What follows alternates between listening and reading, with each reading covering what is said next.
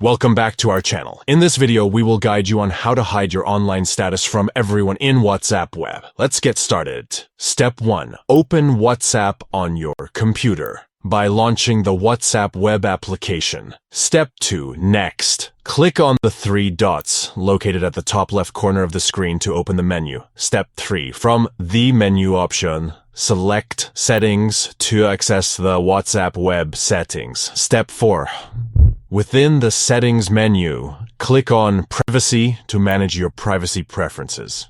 Step 5. Now, locate and click on Last Seen and Online to customize your online visibility settings. Step 6.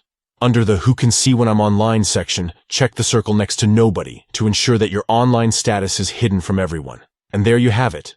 Your online status is now hidden from everyone in WhatsApp web. To quickly recap the steps, open WhatsApp, click on the three dots, select Settings, go to Privacy, click on Last Seen and Online, and choose Nobody to hide your online status. By hiding your online status, you can maintain your privacy and avoid unnecessary interruptions. We hope you found this tutorial helpful.